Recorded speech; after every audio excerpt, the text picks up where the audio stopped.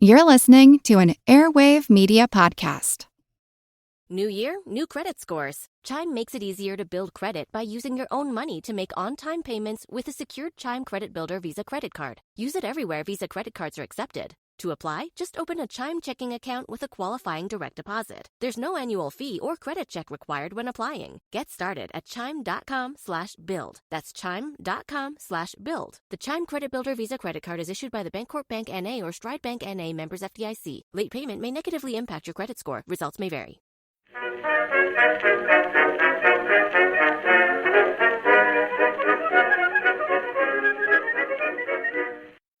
Hello everyone and welcome to History of the Second World War, episode 162, The Early Naval War Part 12, The 1940 Sea Change. This week, a big thank you goes out to Trevor, Ellen, and Doug for choosing to support the podcast by becoming members. You can find out more over at historyofthesecondworldwar.com/members. Last episode touched on some of the disappointing results of the U-boat campaigns during the last months of 1939, with those disappointments being almost entirely attributable to the fact that the Kriegsmarine was having a lot of challenges keeping enough U-boats at sea and actively hunting for merchant shipping. From London, the situation looked very different though, especially for the more optimistic British leaders, including those at the Admiralty. By the end of 1939, the British clearly knew that the U-boat attacks had not had the huge effect that they had at the height of the First World War. And they also knew that after the huge numbers of September, the overall rate of attacks had decreased in the last months of the year. But they also had to contend with the fact that they did not know exactly how many U-boats had been sunk due to British attacks, but they believed that they had a pretty good estimate. Unfortunately for British leaders, those estimates that they had were incredibly optimistic, leading them to believe that they had heavily damaged the U-boat fleet, and that it would be a non-factor at least for some period of time. Then, in early 1940, the weather, and then the diversion of U-boat focus to the assistance of the invasion of Norway, seemed to confirm that the U-boat threat to merchant shipping was receding. It wasn't the biggest problem anymore. This episode will discuss the U-boat contributions to the invasion of Norway, an invasion that the next series, which starts next episode, will cover in far greater detail. Then the back half of this episode will discuss the actions during the spring of 1940, and more attempts to fix the continuing disappointing performance of the German torpedoes. The invasion of Norway would be the German Navy's largest operation of the entire war, with nearly the entire surface fleet committed to some part of the operation. The U-boat fleet would also find itself committed to the operation with two primary purposes.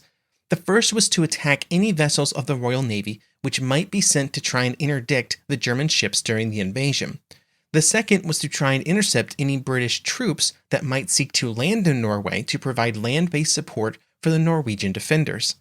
For reasons that we will dive into deeper in later episodes, the Germans knew that British troops were preparing to move into Norway, which is part of the reason that the German invasion was launched when it was. On March 11th, Dönitz received orders to send out the maximum possible U-boat fleet to patrol the seas off of Norway to prevent any British troop movements. For this operation, 24 total U-boats would be used during March, with the longer-range U-boats patrolling the seas off northern Norway, while the smaller U-boats focused on the coasts off of southern Norway. What the German leaders did not know is that the planned British operation had actually been delayed, which meant that the only targets that the U-boats would find during this period were a few small merchant ships, with 12 total ships successfully attacked, but only a total of 28,000 tons among the 12 of them. Worryingly, 4 U-boats had been lost to secure this measly collection of merchant vessels. In early April, the U-boats would begin more direct attacks on Norwegian ports in support of the invasion, including a force of 9 U-boats that were sent to the port of Narvik. Narvik was a very important port in northern Norway, one that would become very important to the German invasion and to the British attempts to thwart the German plans. On April 12th, several U-boats would arrive at the port of Narvik and begin an attack, including Prien's U-47. He would later report that when he moved into Vaghs Fjord, he would see, quote, 3 large transports, each 30,000 tons, and 3 more slightly smaller escorted by 2 cruisers. These were British troop transports that were even at that moment landing troops at Narvik. Near the middle of the night, and nearly at point-blank range, the U-47 would launch a full load of torpedoes, then count down the expected travel time, and then nothing happened. Still undetected, the tubes were reloaded, and this time the U-boat surfaced to launch another round of torpedoes, and when they were, again, nothing happened. Misses were always a possibility, but the setup for the U-47 could not have been better. Large, stationary ships at basically point-blank range. Also, it was clear that Prien, one of the most successful German U-boat commanders of the war, knew what he was doing. When he made his report of what had happened to Dönitz, the German admiral was quite displeased. This was also combined with further failures by other U-boats during this same time, again captained by experienced men and crews with distinguished service records.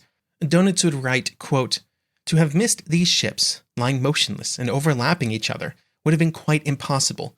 Either therefore the torpedoes must have been running at a far greater depth than had been anticipated by the technical personnel, or the pistols had failed to function, and so we found ourselves with a torpedo which refused to function in northern waters, either with contact or with magnetic pistols.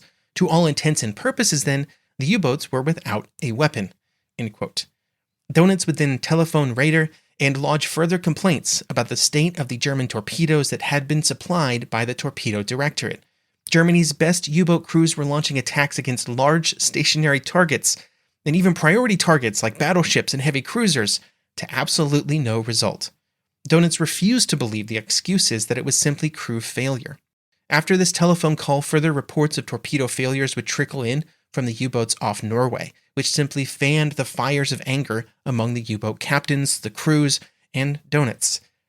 To make the situation even more frustrating, during this time, 2 of the U-boats stationed off of Narvik were attacked and destroyed by British warships. Suffering such losses while being robbed of any successes by faulty equipment made for a very potent mix. Up until this point, the Naval Ministry and the Torpedo Directorate had been able to deflect any blame onto mistakes made on those U-boats. But after the events off of Norway, they could not so easily sort of dodge criticism. If you total up all the ships that had been attacked, only to see the torpedoes malfunction, the entire campaign could have been completely different. And it wasn't just merchant ships, it was capital ships of the Royal Navy that could have been damaged or even sunk. When further investigations were done, there were essentially problems with both types of German torpedoes.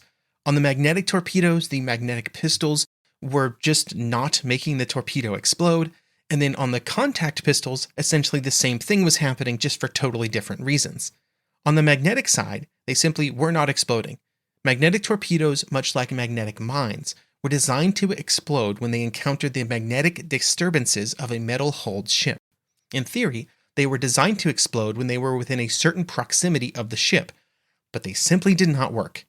The contact pistols were the backup option, even they were having problems. The problem with contact pistols was around the angle of impact. For the Germans, the contact torpedoes were detonated by a series of levers within the warhead when it hit the ship. These were mechanical mechanisms that had to be sensitive enough to explode when hitting a ship at an angle, but not so sensitive that it might prematurely explode. The theory was that they could function correctly if they hit a ship at a 21-degree angle, which is a pretty severe angle, but instead it was actually more like 50 degrees. For those who are quite a ways away from high school geometry, like myself, 45 degrees is half of a right angle, half of a 90-degree right angle. So essentially 50 degrees is basically almost an exactly diagonal line. You can think of it like that. Now, if this was the only problem, it might have been able to be accounted for. But this was combined with the issue that the German torpedoes were running deeper than expected. If you imagine the hull of a ship, as you get deeper, the hull becomes more parallel to the surface of the water. This meant that it was very easy for a torpedo that may have had the correct angle of 50 degrees or more suddenly did not have the correct angle because it was running too deep, and it hit the hull as it curved away from the path of the torpedo. This issue would prove to be far easier to address as soon as it was admitted that there was actually a problem.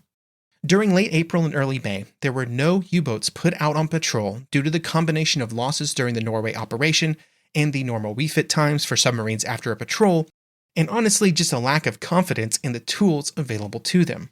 Dönitz would write at this time that, quote, "Faith in the torpedo has been completely lost. I do not believe that ever in the history of war have men been sent against the enemy with such a useless weapon, These brave, enterprising U-boat crews, who have proved their worth during the previous months of the war, have been plunged into a state of dismal depression, a slough of despond. He also felt that he had to be very hands-on with trying to address the issues, also writing, quote, "It is monstrous that I should have to be burdened with lengthy discussions and investigations of the causes of torpedo failures and their remedy. This is the business of the technical directorates and departments. But as long as these authorities are slow to do what is necessary, I am forced to take action myself." End quote. One of the events that helped address these problems was the capture of a British mine layer with torpedoes on board on May 5th. The torpedoes were equipped with the British version of the contact pistols, which appeared to be far simpler than the German mechanisms, and it was believed that they would be far more reliable. And so the German engineers did what any reasonable group would do in such a situation. They just copied what the British were doing. There was also some work done on trying to address the depth-keeping problems that the German torpedoes had always experienced. They believed that they had addressed these to the point that the torpedoes would always stay within half a meter of their assigned depth, which would have been a huge improvement. By mid-May 1940, U-boats were putting out to sea, and they had on board the improved magnetic pistol design and the improved contact pistol design. But the U-37 had several additional instances where the magnetic pistols still failed when it seemed like they shouldn't have. But they did have very good results with the new and improved contact pistols. What was not known, but was guessed by some within the German Navy, was that the British had in some way perfected their ability to demagnetize ships, which we know they actually had, as we discussed in a previous episode about degaussing. This greatly reduced the effectiveness of any magnetic detonators, so fixing and then putting more reliance on the contact pistols was the correct move. Since they consistently actually exploded, the U-37 would set a new record for the number of ships successfully attacked in a single patrol at 10, although it still couldn't beat the tonnage record, missing it by about 700 tons. The experiences of the U-37 would cause Dönitz to ban further use of the magnetic pistols until further design revisions were made. Now, these fixed or enhanced torpedoes may have had a greater impact in May, except for the fact that 2 U-boats were tied down in supply operations in Norway.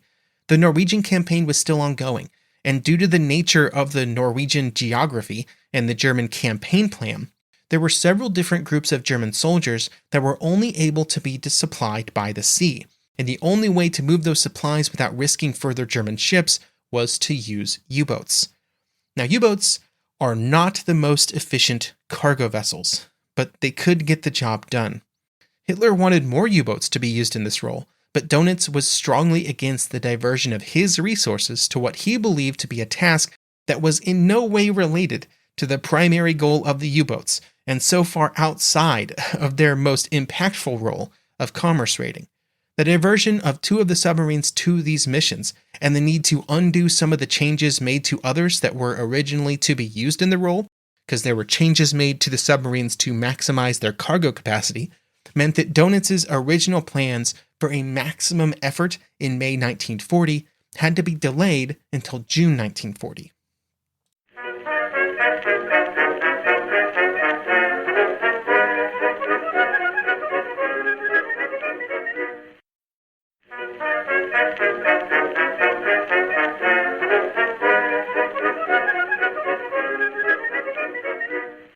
June 1940 would be a month of major changes for the war at sea, changes that would be solidified by the fall of France later in the month. But even before that occurred, Dönitz and the U-boat fleet were already planning to make June a month to remember, because it would be the first time since September 1939 that almost the entire available U-boat fleet would be at sea at one time. During at least some portion of June, there would be a total of 21 U-boats in the North Atlantic. And they also benefited from the fact that they were going to be armed with torpedoes that were far more likely to actually work, which of course made them far more effective. In total, 91 merchant vessels of some kind would be attacked and sank during the month, for a grand total of almost 285,000 tons of shipping. This would make it their best month of the war so far, by a staggering 100,000 tons. Prion and U-47 would also set the new single cruise tonnage record at 51,483 tons, finally beating that record set in the opening weeks of the war. Against these massive numbers, only 3 U-boats were lost, which would make the U-boat to tonnage exchange rate very favorable when compared to the war up to that point, and really comparable to some of the best months from the First World War before the introduction of so many countermeasures by the British. Of course, this massive effort in June made it difficult to keep up the momentum in July, with fewer U-boats on patrol. But in this instance, at least that effort from June had resulted in such massive results. Another major change that would occur during this time was the entrance of Italy into the war.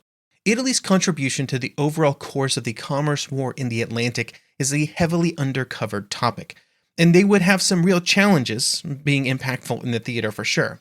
But at least on paper, they were poised to make a massive impact on the war at sea because they would enter the war with 115 submarines, twice the number of U-boats that the German Navy had at that point in the war, and 39 of those Italian submarines were large enough and had enough endurance to operate in the Atlantic. 69 of them were only capable of operations in the Mediterranean, which just in and of itself was very important to the overall flow of British trade, with the presence of Italian military units, including their submarines, forcing British shipping to go around Africa instead of using the quicker route through the Mediterranean. The problem was that the large number of submarines that the Italians had did not immediately translate into results, and the combat experiences of the Italian submarines, well, it didn't go well. When Italy entered the war, 54 total submarines were sent on their first war cruise, a mix of cruises into the Atlantic, the Mediterranean, and even into the Indian Ocean. 28 of those 54, so over half, would have to abort their missions within 3 days of leaving port due to some kind of mechanical issue. Of the remaining 26 that were at sea long enough to actually participate in the war, 10 of them would be lost, both to enemy action and then to unknown causes, which were probably mechanical in nature. This very high loss rate was caused by generally poor designs, quality issues, and then poor tactics while at sea. Oftentimes, Italian submarine captains took risks that were unwarranted and put their submarines in positions where disaster was very likely. All of this was relatively good news for the British. They really did not need another highly competent enemy submarine force, but the disasters of these first war cruises would cause the Italian Navy to decide to change their military codes. This would mean that for the first time in years, the British would not be able to read Italian naval communications, and this hampered the ability of the Royal Navy to anticipate and prepare for Italian naval actions for a lengthy period of time. The final major change of June 1940 that we will cover in this episode was the addition of French naval bases as U-boat bases. The first base to be used in this way was the French port of Lorient, which was in northwestern France. There were 3 key benefits to being able to use Lorient and other French ports to base U-boats out of. The first was simply a matter of distance. The prime U-boat hunting grounds were to the west of the British Isles, and Lorient was almost 1,000 kilometers further west than the primary U-boat base in Germany, Wilhelmshaven. This not only cut down on the travel time for the U-boats, but also allowed them to stay on station longer, which made it easier to maintain more U-boats on patrol at any given time, which had been such a problem for the Germans during the early months of the war. The second major benefit was that it made it more difficult for the British to set up anti-submarine patrols, or at least it made them cover more area. When every U-boat had to exit the North Sea to make it into the Atlantic, there were only so many different ways that they could travel, and so British interdiction efforts could be focused on those areas. But once France had fallen, it was possible to begin basing U-boats out of ports in the Bay of Biscay, which then also had to be added to the area that was under patrol by British U-boat interdiction efforts. They would do this. They would extend their efforts into the Bay of Biscay, and it would actually become one of the primary hunting grounds for British anti-submarine forces, as they believed that the best place to sink a U-boat wasn't after it attacked a convoy, but instead when it was entering or leaving base. The third major benefit was that it was simply faster to move through the Bay of Biscay and into the Atlantic. In the weeks and months after the war started, the North Sea became heavily mined, which made it difficult and dangerous to transit through the sea, and it also became heavily patrolled. This meant that U-boats were required to often run submerged during daylight hours, which greatly hindered their speed. Until very late in the war, U-boats wanted to stay on the surface as much as possible, because their battery endurance was very limited and their electric motors simply could not give them the speed that their diesels could. But in the North Sea, it was so dangerous and so well patrolled by the British, both on the sea and in the air, that the only way to travel through it was submerged. This was much less of a problem when they started using the French ports, or at least it was at the beginning. It would become a similar problem later in the war. All of these benefits for the U-boats would begin to be used as early as July 1940, when the first submarines would put into Lorient after their Atlantic cruises were coming to an end. This then required a British response, and it forced them to begin a patrol of a wider area, including the Bay of Biscay, as I mentioned earlier, but it also forced British anti-submarine forces to be concerned about convoys further to the west. Surface and air escorts now had to pick up convoys further west, out to about 17 degrees west longitude, simply because the U-boats could travel further west to intercept the convoys. This spread British escorts out even thinner than they had been before this change. The combination of new German advantages, the continued increase in priority applied to U-boat construction, the dissipation of British resources, the removal of the French Navy from the British side, the addition of the Italian Navy to the British enemy list, would mean that the Battle of the Atlantic was about to enter a new and far more deadly phase after June 1940. That's a phase of the war that we will wait to cover until at some point in the future, because next episode will be the first in a series of episodes discussing the invasion of Norway, a German invasion that mere months before it happened, there weren't even plans for.